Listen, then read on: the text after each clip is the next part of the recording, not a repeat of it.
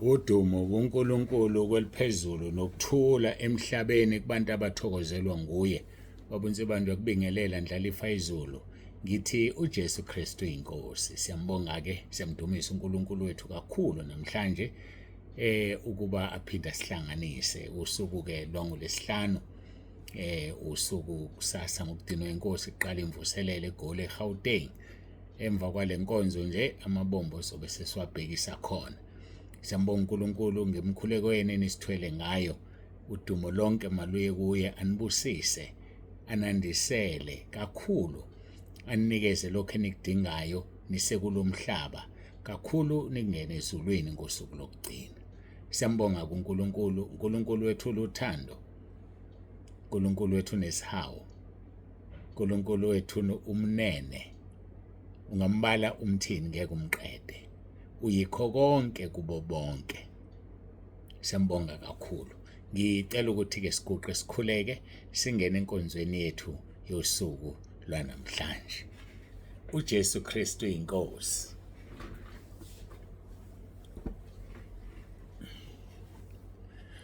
uJesu Kristu inkosi. Baba, egameni elihle lomfelo wethu uJesu ophilayo, siyazithoba phambi kobuso bakho, siyabonga ukuthi usihlanganise ngale ndlela.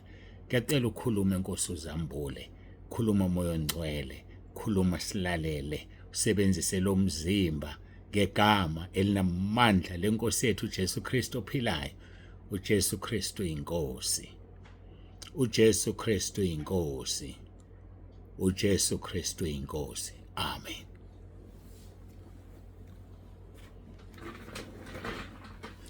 Siyambonga uNkulunkulu kakhulu bangcwele, siyamdumisa. Sivula izwi lenkosi Mahubo chapter 15 verse 1 kuya ku verse 5. Isimo songo kaNkulunkulu. Jehova, ngubani oyokuhlala etendeni lakho na? Ngubani oyokwakha entabeni yakhe engcwele na? Yilowo ohamba ngobuqotho nowenza ukulunga, ukhuluma iqiniso enhlizweni yakhe, ongahlebi ngolimi lwakhe, nongamoni umngani wakhe, nongamhlazi umakhelwane wakhe, obukonengekayo ngokuza kumenyanya, kepha ebazisa abamesabayo uNkulunkulu, ofunga ngokuza kumlimaza nokho angalaphula izwi lakhe, ongatsheleki imuntu imali yakhe ukuba izale, nongamukela umvuzo ngongenacala, owenza lokhu akayokuzanyazanyiswa naphakade. uJesu Kristu inkosi. Siyambonga kuNkulunkulu, sizoqhubeka-ke nenkonzo yethu bafowethu, siqhubeke nayo. Izolo besilaphaya encwadini kaDuteronomy. Deuteronomy ngithanda ukuthi ngilifunde verse 25 no26. Deuteronomy chapter 7. Izithombe ezibaziweyo zawonkulunkulu bazo niyakuzishisa ngomlilo. Awuyikufisa isiliva noma igolide elikuzo. Ungazithatheli lona. Funa ucushwe ngalo. Funa ucushwe ngalo. Akuvumi ngidlule la. Isiliva negolide elikuzo lezi zizwe ungazithatheli lona, funa ucushwe ngalo. Ngidabukela labazalwane abangafuni ukulalela uma kuthiwa ungayitsheleki imali ezalayo. Ngoba le mali njengoba ezalisa lo muntu awumazi ukhonza muphi uNkulunkulu. Njengoba uyilanda le mali uzilandela isiqalekiso la endlini. Okokuqala imali ezalayo iyisono. Number 2 uzongenisa isiqalekiso la endlini. Uzozenza isinengiso kuNkulunkulu. Zizothi izinto zingasalungi. Impilo yakho isiba worse, ukhale. Ungasarecover ekweletini zakho, ungasarecover ekuphileni. Kanti waletha isiqalekiso, waletha isinengiso, nawe waba isinengiso. Angithi uyakhumbula verse 26 utheni? Uthi awuyikungenisa isinengiso endlini yakho ube yinto eqalekisiwe njengaso. Amakhaya amaningi ahlwempu ayahlupheka namhlanje ngoba baqale bayofuna imali ezalayo. Ngeke ngaphatheka kabi kulezi insuku. Ngifika kwenye indawo bekhala behluphekile, ingane yagula. Bathi sesibuya komashonisa imali asiyitholi. yababuhlungu inhliziyo yami. Ngayikhulekela ingane, angakayitholi feedback, angazi ukuthi njani. Bengingenayo imali kodwa ephaketheni ubukhona u200 ngabanikeza. Hayi ngoba ngishaya icilongo, ngizama ukukhuluma isimo. Ngidatshukiswe ukuthi sebebuya komashonisa abazi ukubalanda isiqalekiso, abazi baletha ububha la ekhaya. Mhlambe nawe ukwenzile waletha ububha la ekhaya. Ngabanikeza lo madlana encane ukuthi bahambe bafike eklinikhi bakwazi ukubuya. Sengikhulekelile ingane. Mntaka baba, imali kamashonisi letha ububha ekhaya. Ngoba isinengiso isiqalekiso. Izwi likaNkulunkulu lithi ungangenisi isinengiso la endlini. Funa wena uqobo ube isiqalekiso. Noma yini oyithintayo ayisalungi. Noma yini uqalekisiwe kungeneni, uqalekisiwe ekuphumeni. Ufuna umsebenzi awutholi. Kufika umuntu emva kwakho aqashwe. Hlukanani nemali kamashonisa. Funda ukuthandaza, zinikele. Mateyu 6:33, funani kuqala umbuso kaNkulunkulu nokulunga kwakhe, khona konke okunye kuyonezelwa kini. Ake sifune uNkulunkulu nokulunga kwakhe, sifune uJehova nokulunga kwakhe, sifune iNkosi uJesu nokulunga kwayo. Zonke ezinye izinto zizohlehla, zilethwa amademoni, zilethwa imimoya emibi. Imimoya emibi. Awukangathi uNkulunkulu angasisiza bafowethu sisemameni. Ngeke. Sizilandela iqalekiso uma sofuna imali ezalayo. Ukolanda nje isiqalekiso. Uma kuwukuthi awusizakali indawo yathandaza uNkulunkulu akuphendula, hlala ubulawe indlala uhambe ezulwini ngoba uyanga emalini esiqalekiso. Kodwa ngiyakutshela mina uma umkhonza ngeqiniso uNkulunkulu ngeke uhlale. Asihlukaneni nemali ezalayo. Asihlukaneni nje nezinto eziletha iqalekiso endlini. Azizilethi isiqalekiso kuphela kuthiwa nawe uba isiqalekiso. So-ke igolide likuzo nesiliva likuzo ungazithatheli lona, funa ucushwe ngalo. Usathana ukucuphile ngoba uma usuqala usukhomplayini, usuhluphekile kuNkulunkulu uyacomplain. Nkosi ngipho kweshumi kodwa ngiyahlupheka. Nkosi ngenza 1 2 3 ngiya zonke insuku enkonzweni kodwa ngiyahlupheka. Ngani le mali ezalayo isono sayo akwazi uzivuma. Awuzange uzivume isono. Namanje sakudonsa imali ezalayo. Ayihambi yodwa, ihamba nolaka. Mawungasakhokha umuntu uyakuthethisa, uhamba nomoya wokuphoxa. Mawungasakhokha umuntu yokuphoxa emsebenzini. Yayibona lo nto iwudlame nje lento. Umuntu wakhona uhlala egade ukulwa, uphethe izikhali ngoba ecanda uzolwa, so mawulwa kushaye. Umoya omubi ukolanda imali ezalayo, ulanda umoya wokulwa, umoya ongaxoleli, umoya wenzondo, umoya womhawu, konke kuphelele kule mali ezalayo. Usuyakhala ke emva lokho ufuna ukurecover. Nkosi ngicela ningithandazise Nkosi yami. Nansi ile mali ezalayo wahamba olanda isiqalekiso wayesigodlweni sikaSathane. Isiliva labo negolide labo ungazithatheli kona, funa ucushwe ngalo ngokuba kuyisinengiso kuJehova uNkulunkulu wakho. Awuyikungenisa sinengiso endlini yakho ube yinto eqalekisiwe. Bantu baqalekisiwe emhlabeni ngoba bangenisa inengiso endlini zabo. Kuthiwa-ke uyakusenyanya nokusenyanya, unengwe nokunengwa yiso ngokuba kuyinto eqalekisiweyo. Abantwana bakwa-Israyeli bacishe baphela ngomuntu oyedwa u-Akhani. Ake siye lapho kuJoshua chapter 7. U-Akhani wathatha ingcebo, wakhala u-Israyeli. uJehova wafuna washo, ake sibheke lapha kuverse 19 Joshua chapter 7. uJoshua wayesethi Akhani, ndodana yami, ake umnike uJehova uNkulunkulu kaIsrayeli inkazimulo, uvume kuye ungitshela okwenzileyo, ungangifihleli. Ngesikhathi uvuma isono, unika uJehova uNkulunkulu kaIsrayeli inkazimulo. Utshela yena, utshela ubaba uNsibande. Uvuma kuye uNkulunkulu elaphaya, kodwa utshela ubaba uNsibande ngomlomo, kodwa uvuma kuNkulunkulu. Lisho njalo lelizwi. Ake umnike uJehova uNkulunkulu kaIsrayeli inkazimulo, uvume kuye ungitshela okwenzileyo, ungangifihleli.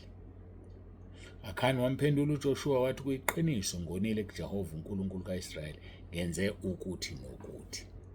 Wasivuma isono sakhe, but kwase kulate ngoba ijudgment kaNkulunkulu yayisiphumile. Ijudgment mayisiphumile ukuvuma isono akusebenzi. Nokho ke ibanjiwe ijudgment namhlanje ngoba uJesu wasifela. So ke uma wonile vuma isono sakho.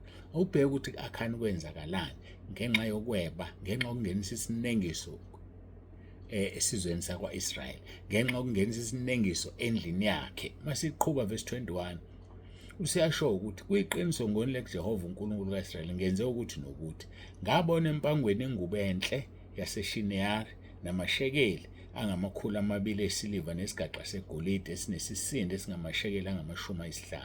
Ngakufisa. Yezwa indaba iqala ekufiseni. Izwe silifundile lele besigida kulo izolo.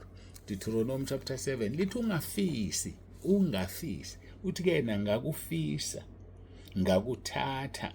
Bheka kuthukusiwe emhlabathini phakathi kwetende lami nesiliva liphansi kwakho. Wafika etendeni wagubha umgodi walithukusa. 22 Joshua wayesethuma izithunywa zagijimela etendeni.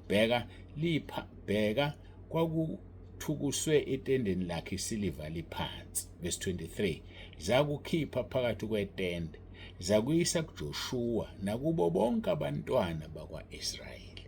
Eyizwa lonto zathathwa zasiobala. Bonke abantwana bakwa-Israyeli bakubeka phambi kukaJehova.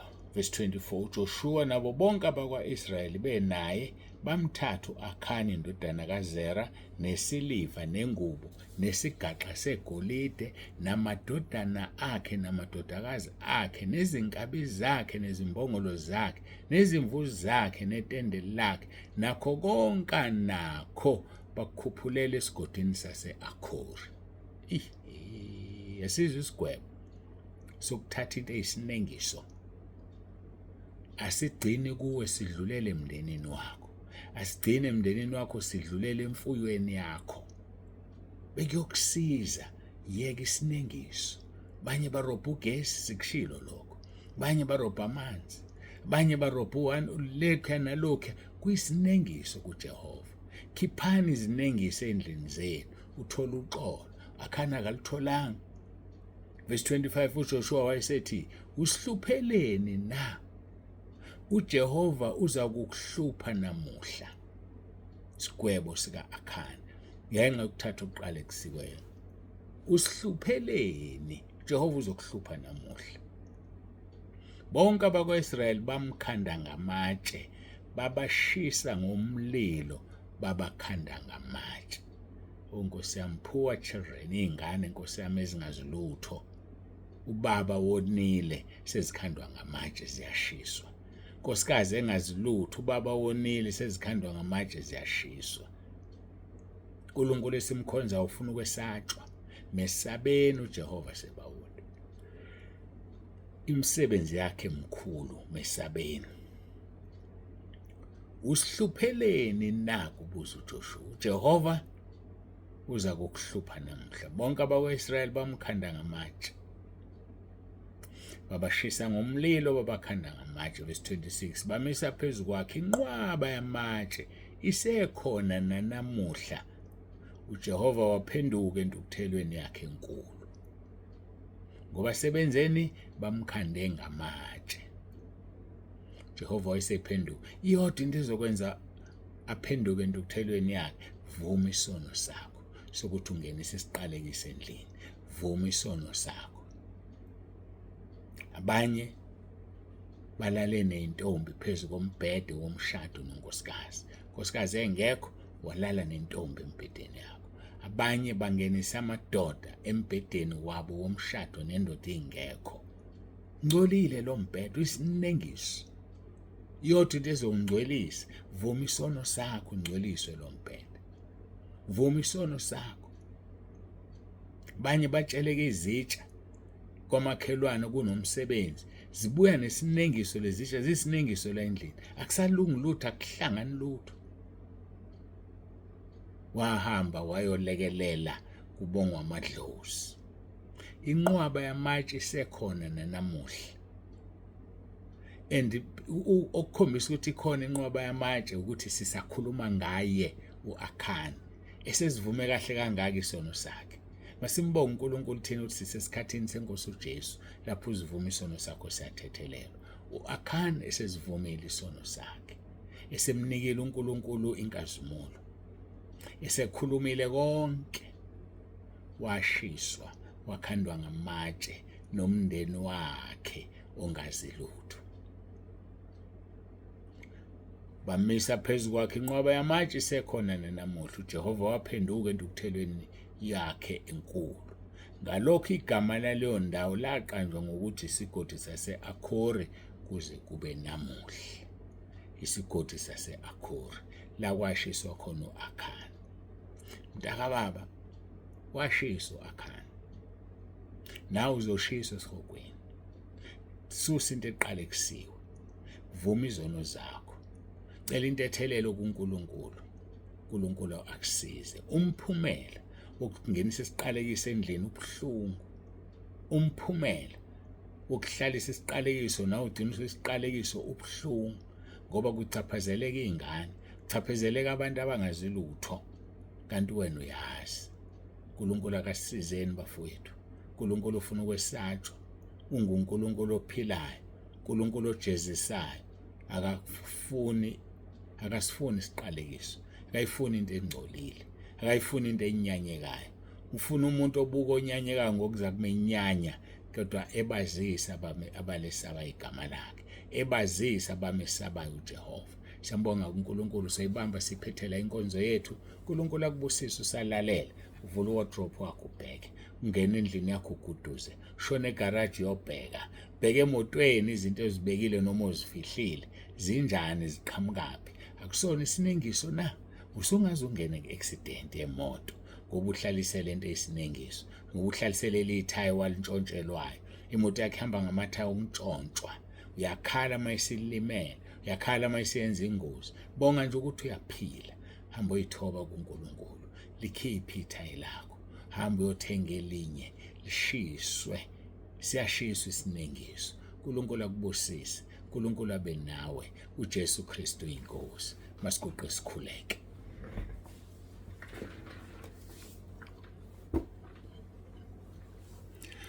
Baba, egameni likaJesu ophilayo, uNkulunkulu wethu nomusa, siyazithoba phambi kobuso bakho. Siyabonga akekho uNkulunkulu ofana nawe, akekho uNkulunkulu njengawe.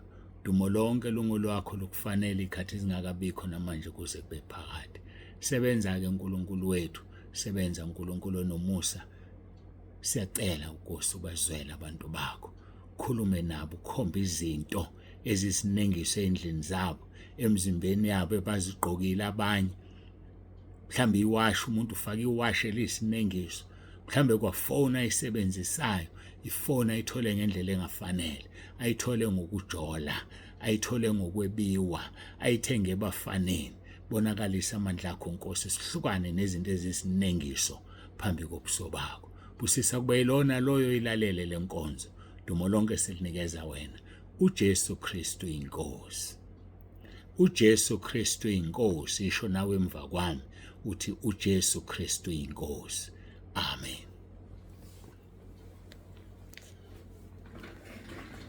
Sambonga kuNkulunkulu, sesiguqile, sathandaza, samthobela. Ubusisiwe ozozwa lokhu umoya sekukhulumile manje.